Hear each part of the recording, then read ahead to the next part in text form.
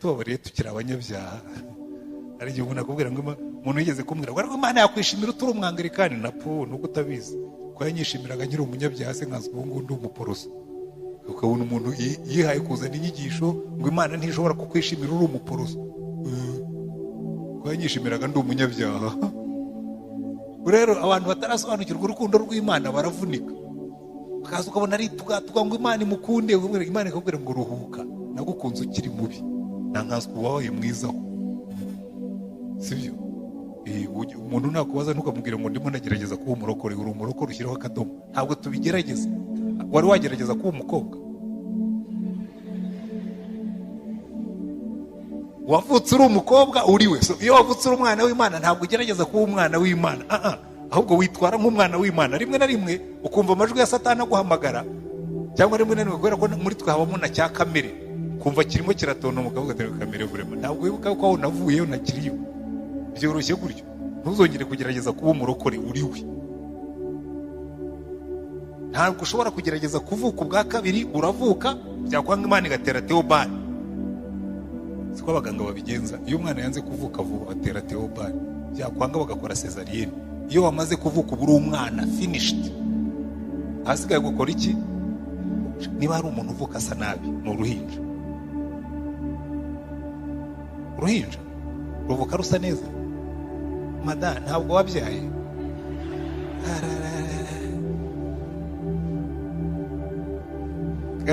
Nundi rero kubwire burya agahinja gasa nabi uretse nyina wakabyaye. Agahinja kavuka kariho ibintu byinshi by'imyanda.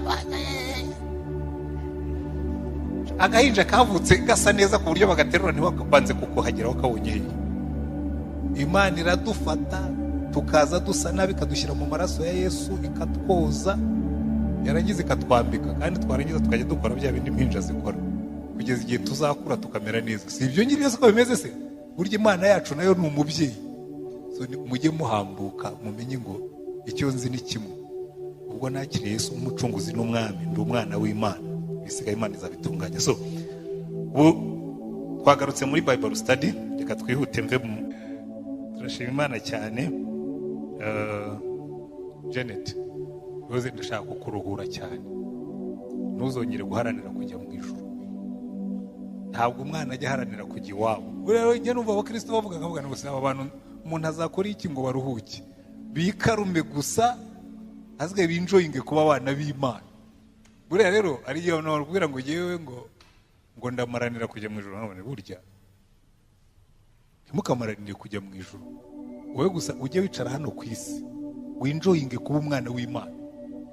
Buriya ndashaka kwanza gukora uyu komanteri kuko maze iminsi mbibona kimwe mu bibazo abakristo bagira ni ukuvunikira ubusa. Kabona umuntu arakubwira ngo ndimo ndamaranira kujya mu ijuru, muri ko uruhuka. Yesu yaraturuhuye burya, ahubwo asigaye aratubwira ngo noneho ujye umaranira kumva uri umwana w'Imana, kuko bigira imisaruro ibiri. Umusaruro wa mbere, iyo umaze kubyumva bikakujyamo, bitwara nk'umwana w'Imana nyine. Kera twajyaga turagira inka n'abandi bana, noneho mama akatubwira ngo rero shamba abwire mwebwe ngo nubwo turi abakene, urumva nyine yari umupfakazi, papa yapfuye turi abana batoya, mukuru wanjye yari afite imyaka 7, njyewe nari mfite 5, mushiki wanjye umurikira yari afite 2, murumuna wanjye yari afite ukwezi kumwe. Noneho rero akatubwira ngo ubwo turimo gukura nyine ariko twatangiye kuragira inka, akatubwira ngo twebwe ntimuzarebe ko turi abakene, turi abatindi. Uwo nzumva yacukuye ibijumba ngo nzamwibutsa uwo ari we, nzagukubita uruhu rukuve ku mubiri. Noneho murazi yuko abantu bacukura ibijumba baba ari abatindi, ko abantu babeshya. Buriya mu bintu bingora mu buzima bibaho no kubeshya bibamo, kuko mama yahoraga atubwira ngo nubona umuntu uvuga ikintu kimwe mu mwanya ukurikiyeho akavuga ikindi akagihindura, ujye umenya ko ari umutindi. So hari ibintu by'indangagaciro yadushyizemo, ibintu by'abantu rero yakundaga iryo jambo ry'umutindi. Mwebwe umuntu nubona umuntu ubeshya aba ari umutindi, nubona umuntu uriganya aba ari umutindi, nubona umuntu umuntu ucukura umwana ucukura ibijumba aba ari umutindi, mbese ku buryo mu mutwe wanjye nari nzi ko umuntu w'umutindi, umutindi acukura ibijumba, umutindi arabeshya, umutindi kajya mbona rero abantu bakora ibintu nkabona buriya bagomba kuba ari abatindi. Buriya mubwire natwe ikitubuza gukora ibyaha ntabwo ari ukugira ngo tuzajye mu ijuru, ni uko mu ijuru ari iwacu. Ariko mushobora kumva iyo sansi yariyo identite yacu niyo ituma tudakora ibyaha. Umuntu yakubwira ngo dukore ibyaha ukamubwira tumbabarire vrema, twebwe abana b'iwacu ntibakora bene ibyo ngibyo. Simple ko ntituri abatindi. Ubwo rero wiruhukire rwose, ntibizongere kukuvuna. Niwumva na Satani akubwira ati ariko harana marana uvunika, ujye umubwira uti Satani simvunikira kujya iwacu, mu ijuru ni iwacu. Iyo wabaye umwana w'Imana wakiriye Yesu nk'umucunguzi n'umwami wawe, ushatse wajya ugenda gusa uvuga ngo ibyo rero hari ikintu kimwe nzi, ningira gutya nkahirima nkagwa nzahita ngwa mu maboko y'Imana mu ijuru. Byoroshye gutyo. Ahasigaye ukajya ugenda mu isi uvuga ngo ya hari ibintu ntakora, abana b'iwacu ntibakora bene ibyo, twe ntituri abatindi, ntabwo turi abanyabyaha, sibyo? Kuzagafate kazakorohereza ubuzima buzoroha. Mwaramubwira hano burya kuba umukristo nicyo kintu cyoroshye kibaho. Maze imyaka 30 hano bimaze kuba myinshi, none 33 nkizwa ngendana na Yesu. Rero uko niko nagiye ngendana na Yesu, yagiye ambwira ati ariko we yuruhuka, ibyaha byawe narabyikoreye, nta mpamvu yo kongera kubitero, sibyo? Icyo ugomba gukora ni iki, ugendera imbere yanjye, sibyo? Yoroshye gutyo. Iyo ugendana n'Imana ubu niyo najya aho batanze, ukagira hagati y'amadayimoni, aho abantu biberaho nk'amadayimoni, najya nyabwira ni vrema mumbabarire ngewe ndi umwana w'Imana, ibyo mukora simbikora. Namwe nzi ko byagutwara icyo ubikoze, papa arandeba. Byoroshye gutyo. Buriya umunsi muzabyumva ubuzima buzoroha. Hari abantu mbona nanjye narihambiraga kera nkimara gukizwa, narihambiraga nkanga kuramutsa abakobwa, nkanga kujya kubasura, n'abaje kusura nkabicaza hanze ngo batazangusha mu byaha by'Imana, ngira ngo hambuka. Ujye ugendera imbere yanjye umenye ko mureba gusa, aho uzajya hose umenye ngo ndakureba. Rero uzi ko namaze igihe nkiri umusore mfite imyaka, mujya mwumva kenshi mbivuga hano, ariko buriya mugira ngo nukubaganirira. Burya principe z'Imana zoroshya ubuzima nuko abantu batabyumva. Ugenda ukamenya ngo hari ikintu kimwe. Najyaga ngenda mu nzira nkumva Imana indi inyuma, sibyo?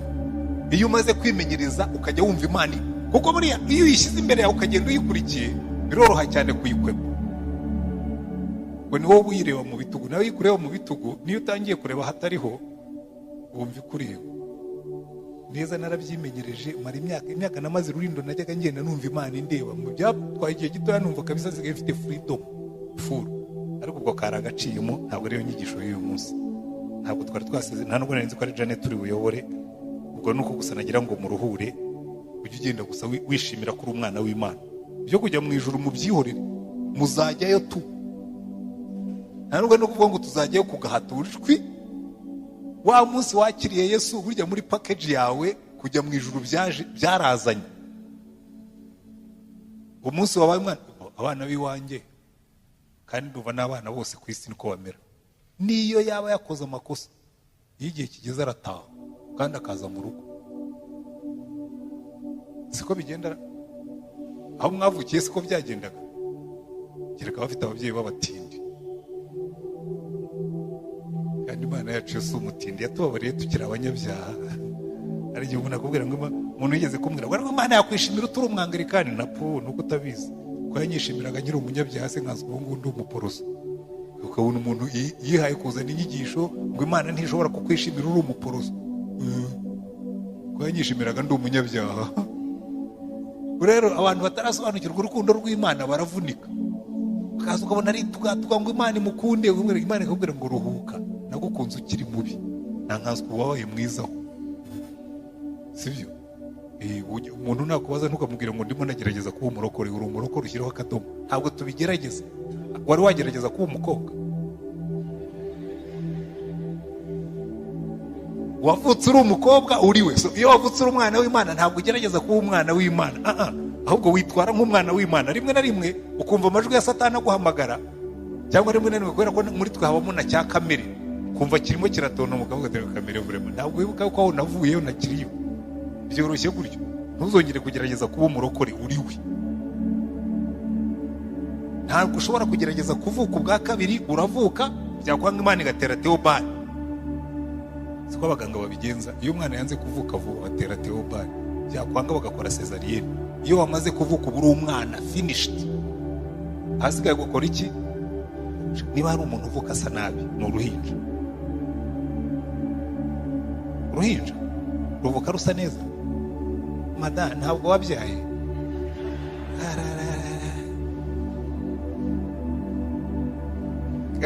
Nundi rero kubwire burya agahinja gasa nabi uretse nyina wakabyaye. Agahinja kavuka kariho ibintu byinshi by'imyanda. Agahinja kavutse gasa neza ku buryo bagaterura ntibabanze kukuhageraho kabonye. Imana iradufata tukaza dusa nabi, ikadushyira mu maraso ya Yesu, ikatwoza, yarangiza ikatwambika, kandi twarangiza tukajya dukora bya bindi impinja zikora kugeza igihe tuzakura tukamera neza. Si ibyo nyine ko bimeze se? Burya Imana yacu nayo ni umubyeyi. So mujye muhambuka mumenye ngo icyo nzi ni kimwe, ubwo nakiriye Yesu umucunguzi n'umwami, ndi umwana w'Imana, bisigaye Imana izabitunganya. So twagarutse muri Bible study, reka twihute mve mu nzenya n'ibindi. Ariko buriya ni isomo rikomeye cyane, kuko iyo umaze kuryumva byoroshya ubuzima. Ngira ngo hari igihe tuzagaruka inyuma kuri basics dufasha abakristo kumva kuba umwana w'Imana icyo ari cyo, no kugenda uri proud yo kuba umwana w'Imana, uri confident kuri umwana w'Imana, uri confident ko ijuru ari iwanyu nta gushidikanya. Iyo umaze kubifata birakorohera kurwana na Satani. Umwana utazi wabo baramuyobya. Iyo umwana atazi wabo baramuyobya, ariko umwana uzi wabo ntushobora kumubwira ngo yewe mwana ngo ngwino tujyane iwanyu. Arabwira oya, iyo nzira ntabwo ari iy'iwacu. Biroroha cyane, ariko ibyo tuzabireba ikindi gihe, ntabwo biri muri gahunda y'uyu munsi. Tugiye gutangira kwiga igitabo, kimwe mu bitabo byo muri Bibiliya byoroshye kubyumva, ariko sinzi uko navuga, cyoroha kucyumva kuko iyo bisoma nta kintu kirimo kigoranye, na ya mashusho ajimije ntayarimo, ariko gitera ubwoba cyenda gusa n'ibyahishuwe. Muri iyi minsi tugiye kwiga igitabo cya Yoweli. Kuki natoranijemo igitabo cya Yoweli ni uko mu bahanuzi bo mu isezerano rishya turimo hagati ya Pasika na Ascension, tuba tugana kuri Pentecote. Amagambo yo muri Yoweli niyo agaruka kenshi iyo barimo kuvuga ku bijyanye no kuza ku Mwuka Wera. Kubera iki? Kubera ko ahandi hose batwereka Umwuka Wera aza ku bayobozi batandukanye Imana yakoreshaga, ariko muri Yoweli niho Imana itanga isezerano ikavuga ngo mu minsi yanyu nzasuka Umwuka wanjye ku bafite ubuzima bose. Icyo tugiye gukora rero, turabanza dusome icyo gitabo kugira ngo nze kubabwira ibindi ariko mwacyumvise. Igitabo cy'umuhanuzi Yoweli, mwahageze ni ku ipaji ya 845 mu bafite Bibiliya. Izi ngizi zo za 93. Aravuga ngo ijambo ry'Uwiteka ryaje kuri Yoweli mwene Petuweli. Mwa basaza mwe nimwumve ibi, kandi mutege amatwi abatuye mu gihugu mwese. Mbese hari ibimeze nk'ibi byabaye mu gihe cyanyu cyangwa mu gihe cya baso? Mubitekerereza abana banyu, kandi abana banyu bazabitekerereza abana babo, nabo bazabitekerereze abuzukuruza. Ibyashigajwe n'uburima byariwe n'inzige, kandi ibyashigajwe n'inzige byariwe n'akagungu, n'ibyashigajwe n'akagungu byariwe n'ubuzukira. Nimukanguke mwabasinzi mwe murire, namwe banywe b'inzoga mucure umuborogo, muririre vino iryoshye kuko muyiciweho mu kanwa kanyu. kuko ubwoko bukomeye kandi butabarika buteye igihugu cyanjye, amenyo yabwo ni nk'imikaka y'intare kandi bafite ibijigo nk'iby'intare y'imfizi. Bwononnye uruzabibu rwanjye n'umutini wanjye bwarawushishuye, burawukokora rwose burawutema, amashami yawo ahinduka umweru. Boroga nk'umwari wambaye ikigunira kuko yapfushije umugabo w'ubugeni bwe. Ituro ry'ifu n'ituro ry'ibyo kunywa byaciwe mu nzu y'Uwiteka, abatambyi bakorera Uwiteka baraboroga. Imirima yononwe, igihugu kirirabuye, kuko imyaka yangijwe na vino y'umuhama yakamye, kandi amavuta ya elayo yabuze. Nimumwarwe mwabahinzi mwe, namwe abahingira inzabibu nimuboroge. Muririre ingano na sayiri, kuko imyaka yo mu mirima irumbye. Uruzabibu rwumye kandi umutini warabye, umukomamanga n'imikindo nayo n'ibiti by'amapera ndetse n'ibiti byose byo mu mirima byumye, kandi umunezero ushira mu bantu. Mwabatambyi mwe, mwambara ibigunira murire. Namwe abakora ku gicaniro muboroge, nimuze mukeshe ijoro mwambaye ibigunira, mwabakorera Imana yanjye mwe, kuko ituro ry'ifu n'ituro ry'ibyo kunywa byaciwe mu nzu y'Imana yanyu. Mutegeke kwiyiriza ubusa, muhamagare iteraniro ryera, muteranye abakuru n'abatuye mu gihugu bose, baze ku rusengero rw'Uwiteka Imana yanyu, mutakira Uwiteka. Tubonye ishyano, kuko umunsi w'Uwiteka ugeze hafi, uzaza ari uwo kurimbura uvuye kwishobora byose. Mbese ibyo kurya ntibyaduciriwe imbere tubireba, umunezero no kwishima bigashira mu nzu y'Imana yacu. Imbuto zumiye mu mayogi, ibigega birimo ubusa, ibigonyi byarasenyutse kuko imyaka yumye. Yemwe nimwumve ko amatungo aboroga. Amashyo y'inka yananiwe kuko yabuze ubwatsi, imikumbi y'intama yanyukiwe. Ayiwe Uwiteka, ni wowe ntakira, kuko umuriro watsembyeho ibyanya byo mu butayu, kandi birimo iby'umuriro byatwitse ibiti byose byo ku misozi. Ndetse inyamaswa zo mu ishyamba nazo zirakwifuza, kuko imigezi y'amazi yakamye, kandi umuriro watsembyeho ibyanya byo mu butayu. Nimuvugirize impanda i Siyoni, muvugirize induru ku misozi wanjye wera. Abatuye mu gihugu bose bahinde umushyitsi, kuko umunsi w'Uwiteka uje, ugeze hafi, umunsi w'umwijima n'icuraburindi, umunsi w'ibicu bya rukokoma n'ibihu. Uwo museke utambikira mu mpinga y'imisozi, uko umuseke utambikira mu mpinga y'imisozi, niko ubwoko bukomeye kandi bufite imbaraga bwadutse. Ntabwo igeze kuboneka bumeze nkabwo, kandi hanyuma yabwo ntabwo uzaboneka, ndetse no kumugeza mu bihe byinshi buzakurikiraho. Umuriro urakongora imbere yabwo, kandi inyuma yabwo ibirimi by'umuriro biragurumana. Imbere yabwo igihugu kimeze nka ya ngobyi yo muri Edeni, inyuma yabwo ni amatongo masa, nta cyaburokoye. Ubarebye abona basa n'amafarasi, kandi birukanka nk'abagendera ku mafarasi. Gusimbuka kwabo kumeze nko guhurura kw'amagare y'intambara ari mu mpinga z'imisozi, nko kugurumana kw'ibirimi by'umuriro bikongora ibishakashaka, nk'ubwoko bukomeye iyo bagambwe mu ntambara. Imbere yabo abantu bamarwa n'ubwoba, mu maso habo bose agasuherwa. Bihuta nk'intwari, burira inkike nk'abarwanyi, umuntu wese aromboreza imbere ye, ntabwo baca iruhande, kandi ntawe uca ku wundi, umuntu wese aromboreza mu nzira ye. Batwaranira mu macumu, kandi ntawe uteshuka inzira. Basimbukira umudugudu, bakiruka ku nkike z'amabuye, bakurira amazu, bakamenera mu madirishya nk'abanyazi. Imbere yabo isi iratigita, ijuru rigahinda, izuba rikazima n'ukwezi rukwijima, kandi n'inyenyeri zikareka kumurika.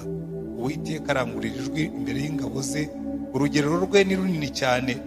Uwo usohoza ijambo rye arakomeye, kandi umunsi w'Uwiteka ni mukuru, uteye ubwoba cyane. Ninde wabasha kuwihanganira? Uwiteka aravuga ati, ariko n'ubu nimungarukire n'imitima yanyu yose, mwiyirize ubusa murire mu boroge.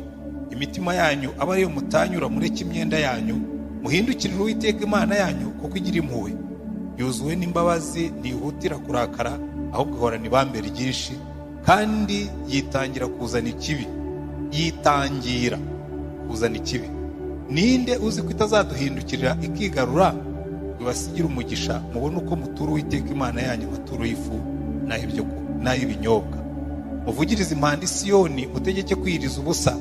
Mugire iteraniro ryera, muteranye abantu mweze iteraniro, muteranye abakuru n'abana n'abakiri ku ibere. Umukwe nasohoke mu nzu ye, n'umugeni mu nzu yarongorewemo. Abatambyi bakorera Uwiteka nibarire hagati y'umuryango n'urusengero, w'urusengero n'igicaniro, maze bavuge bati Uwiteka we, kiza ubwoko bwawe, ntureke umwandu wawe bashinyagurirwa kandi ngo bategekewe n'abanyamahanga. Ni iki gituma duhinyurwa mu banyamahanga bati Imana yabo iri hehe?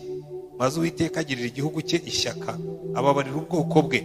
Nuko Uwiteka asubiza ubwoko bwe ati dore ngiye kuboherereza ingano na vino n'amavuta ya elayo bihaze, kandi sizongera kubakoza isoni muri abo banyamahanga, ahubwo ingabo zikasikazi nzazishyira kure yanyu, nzirukane nzigeze mu gihugu kitera kandi kirimo ubusa, iz'imbere zigwe mu nyanja y'iburasirazuba, iz'inyuma zigwe mu nyanja y'iburengerazuba, kandi kunuka kwazo kuzazamuka, kandi umunuko wo kubara kwazo uzazamuka, kuko zakabije gukora ibikomeye.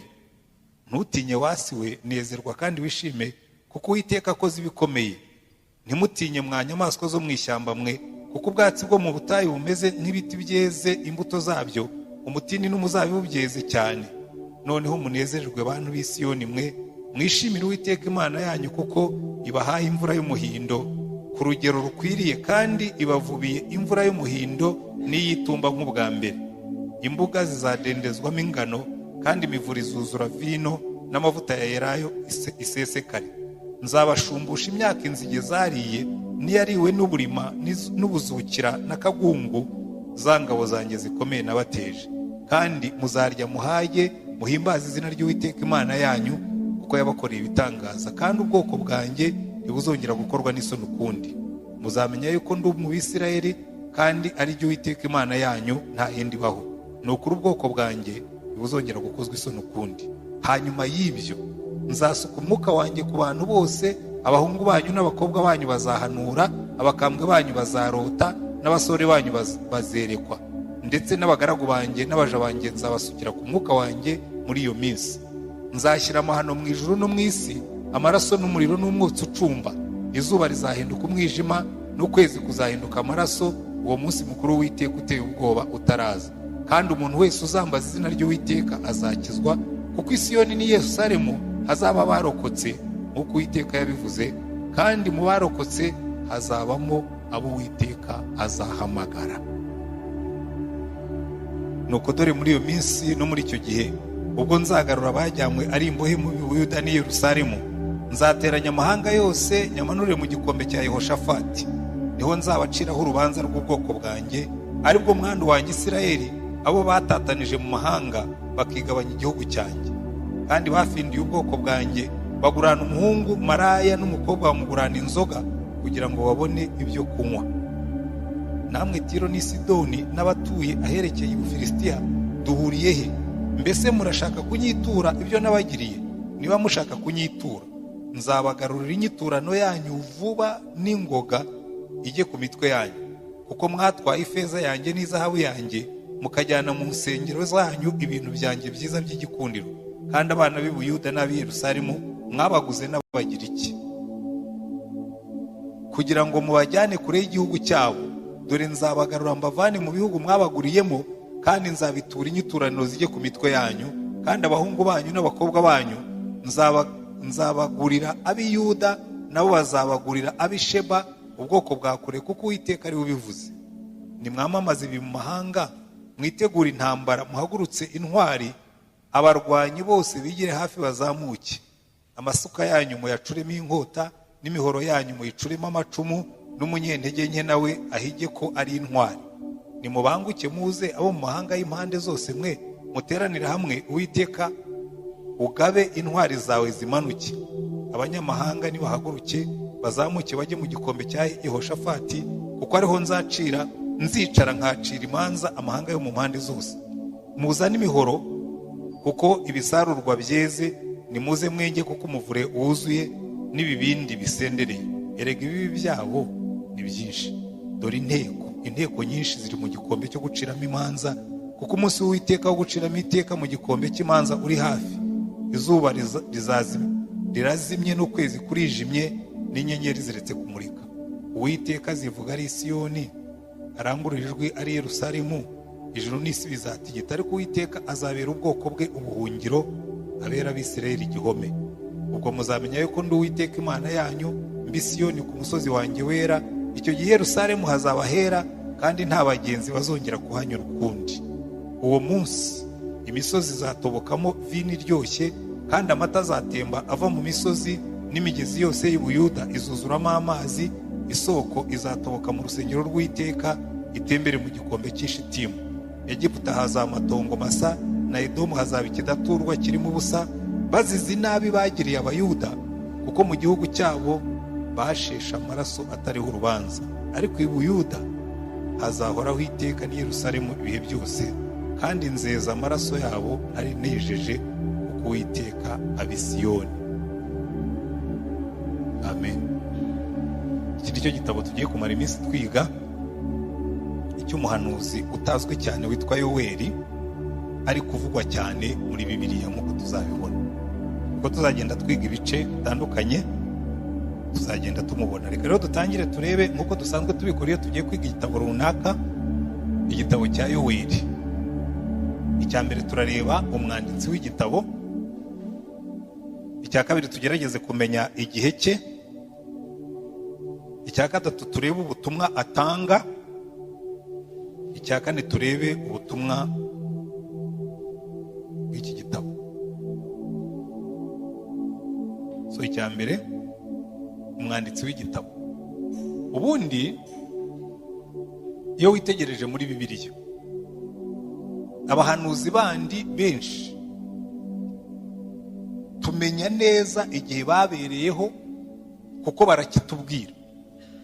Iyo usomye muri Yesaya, ugasoma muri Yeremiya, ugasoma muri Ezekiyeli, bagenda bavuga ngo Yesaya yahanuye mu gihe iki n'iki kiri ku mwami uyu n'uyu n'uyu. Uyu Yoweli ibyo biratangaje, kubera ko icya mbere ntatubwira aho yakomokaga. Icyo tuzi ni uko agomba kuba yarahanuriraga ubwoko bwa Isirayeli y'amajyepfo bwitwaga Yuda, kuko ibyo ahanura byose bigaruka kuri Yerusalemu. Icyo ni cyo abahanga bahera bavuga ngo agomba kuba yarahanuraga ari mu bwami bw'amajyepfo. Icyo tumuziho nuko se yitwaga Petuweli. Ntabwo tuzi imyaka yabayeho, ntabwo tuzi igihe yakoreye, nta nubwo tuzi abami yahanuriyeho. Ariko abahanga buriya mujya mwumva mbivuga hano kenshi, buriya iyo umuntu wiga teoloji, iyo itagufashije gukunda Bibiliya, ushobora kugutera kuyihararuka. Kubera yuko buriya muri teoloji ikintu cya mbere bakora ni ugushaka ibimenyetso, bagaspekira, n'ibidahari bakabikwereka ko bihari. Yoweli rero abahanga bavuga ko yaba yarahanuye hagati y'umwaka wa 835 na 796 mbere ya Kristo. Murabizi neza abize amateka, iyo ugana ibyabaye mbere ya Kristo bigenda bisubira inyuma.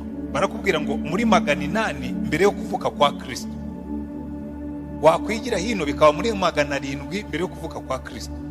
Aho twebwe tubara tuvuga ngo 1700, wenda 1950, tukazavuga ngo 1980, 2000, 2017 niho tugeze.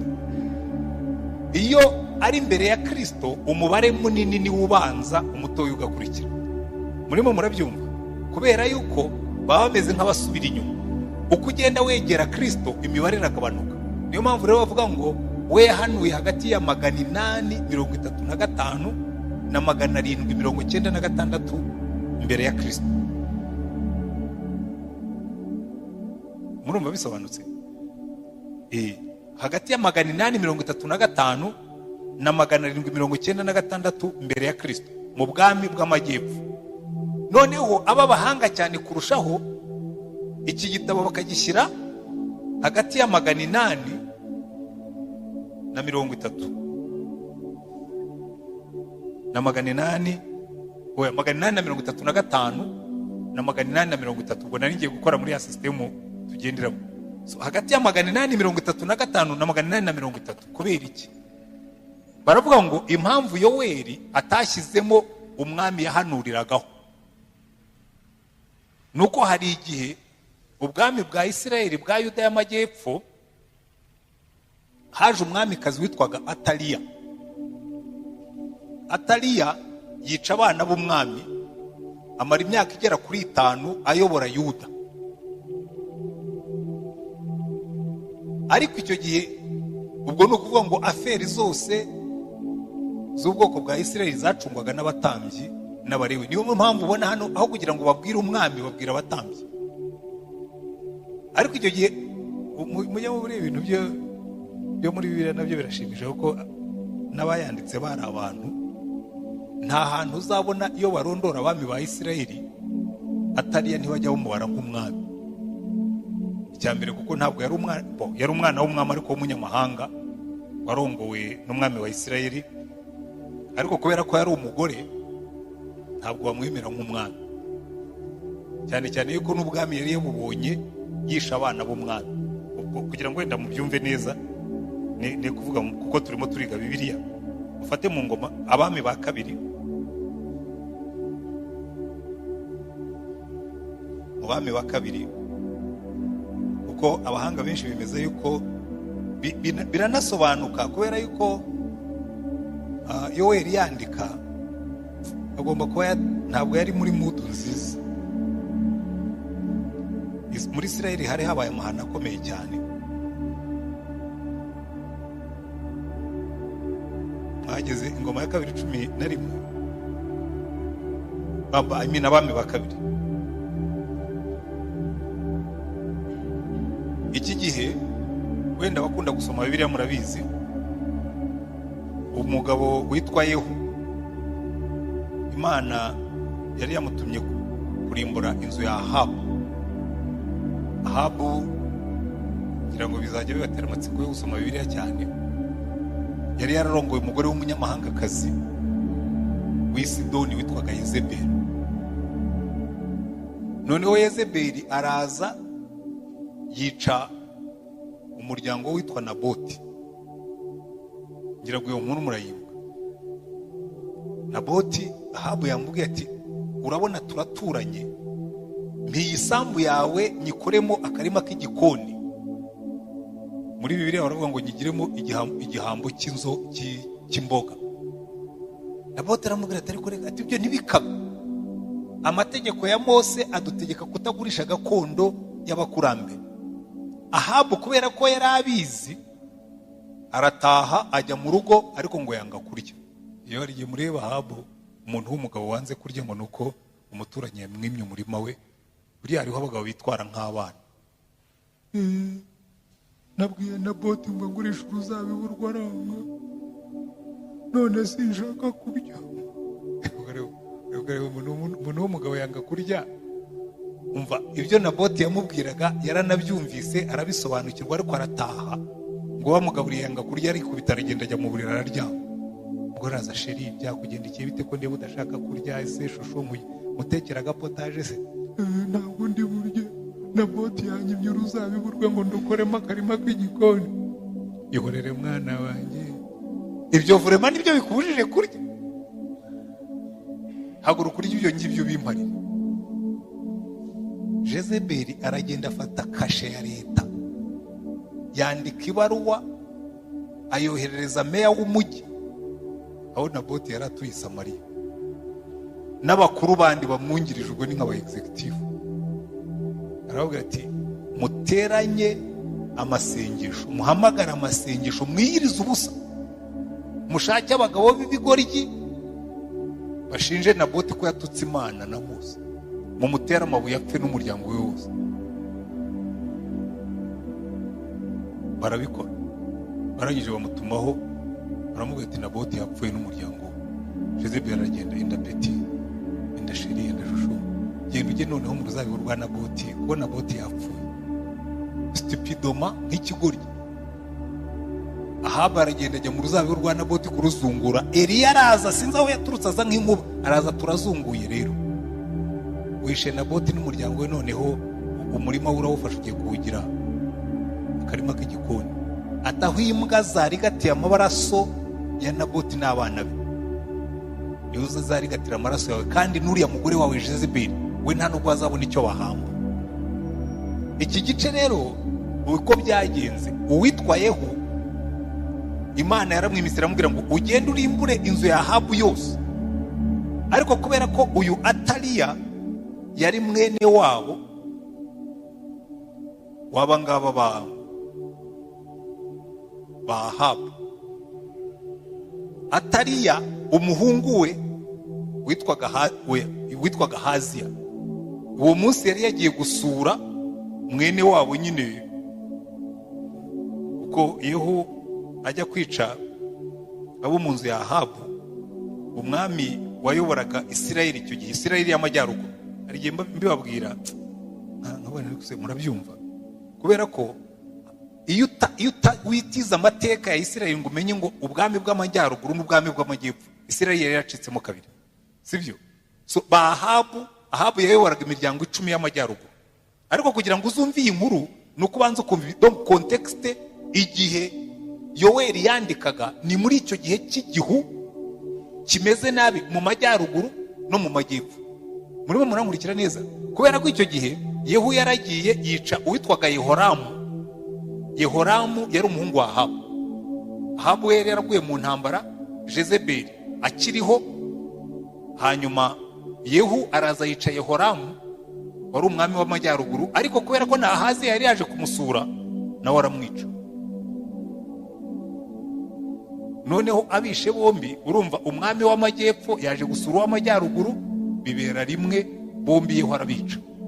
Amaze kubica rero, umva amahano yari yabaye muri icyo gihe uyu muhanuzi yandika. Igice cya 11 ubwo noneho murahageze mwumvise context. Ataliya nyina wa Haziya, wa wundi wapfanye na Yehoramu, Ataliya nyina wa Haziya abonye ko umwana wapfuye, arahaguruka arimbura urubyaro rw'umwami rwose, abuzukuru be bose arabatsemba nk'ingurube yashonje ikarya ibyana byayo. Burya ipigi yashonje ibyana ujya ubyigiza hirya, ibyadukamo ikabirya kabigira ranje. Uyu nawe yabonye umuhungu wapfuye na musaza we w'amajyaruguru apfuye, yirara mu buzukuru be arabatsemba, arangije yigira umwami, arimbura urubyaro rw'umwami rwose. Ariko Yehosheba umukobwa w'umwami Yoramu, mushiki wa Ahaziya, ajyana Yowasi mwene Ahaziya aramwiba, amukura mu bana b'umwami bicwaga, amujyanana n'umurezi we, abashyira mu cyumba kirarwamo, bamuhisha Ataliya ntiyicwa. Nuko abana nawe imyaka 6 ahishwe mu nzu y'Uwiteka, ubwo Ataliya niwe wari ku ngoma muri icyo gihugu. So iyi periode Yoweri yanditsemo ni kuri iyi ngoma ya Ataliya, niko abahanga babihamya, kubera impamvu ebyiri. Impamvu ya mbere ni icyo gicu cy'umwijima cyari kibuditse hejuru y'ubwami bwa Isirayeli. Niyo mpamvu avuga kuri uze ngira ngo mwabyumvise tubisoma, wumva ni igitabo kirimo amasezerano meza y'umwuka wera, ariko ibindi bisigaye ni igihe cy'umwijima nka jenoside twabayemo muri 1994. By the way, nituhagera nzabereka za paraleli, burya ibintu by'Imana bikora kimwe. Indirimbo zaririmbwaga mu gihe cya jenoside zabaga zivanzemo ibyiringiro. Bamwe hirya barimo tubatsembatsembe, abandi barimo kuvuga ngo mwami Imana yacu waraturinze. Iriya ndirimbo nibwo yahimbwe by the way. Ubwa mbere numvise iriya ndirimbo mwami Imana waraturinze, twari mu nkambi Byumba. Usanga rero rimwe na rimwe iyo abahanuzi bandika mu gihe runaka, kugira ngo uzabyumve nuko wanze ukumva igicu cyari kibatwikiriye igihe bandikaga. Muri iki gihe Ataliya yamaze imyaka 6 ayobora, bavuga ko ari cyo gihe Yoweri yanditse ubu butumwa bwiza, iki gitabo cye. Impamvu babivuga, icya mbere nuko icyo gihe nta hantu ubona bavugamo umwami, kuko Isirayeli nta mwami yari ifite. Icya kabiri gituma babivuga gutyo nuko usanga Yoweri yandika inyandiko ye, imyandikire y'uru rwandiko ntabwo isa n'abanditsi bo mu gihe kiganisha ku bunyage, nka ba Yeremiya, ba Ezekiyeli burya banditse bari mu bunyage, ba Daniyeli banditse bari mu bunyage. Ngira ngo rimwe nzabaha tablo y'ukuntu bari abahanuzi bose bagiye bakurikirana kubera yuko hari abahanuzi banditse mbere cyane nka ba Yesaya ubunyage butari bwazo uretse ko nabo babuhanura, ariko hakaba n'abandi bahanuzi banditse baburi hafi nka Yeremiya, we ni nabyo yahanuraga gusa. Ezekiyeli we yabaga mu bunyagano, yahanuye ari mu bunyagano. Daniyeli yahanuye ari mu bunyagano. Hari n'abandi banditse nyuma bavuye mu bunyagano, nk'iyo urebye inyandiko za Hagayi, za Zekariya, abangabo twaranabizi na Maraki, usanga urwandiko rwa Yoweri rwenda gusa na Amosi na Mika na Yesaya. Abo nibo bahanuzi ba mbere. Usanga inyandiko yabo iteka ryose bibabwira ngo ariko nimukomeza kwitwara nabi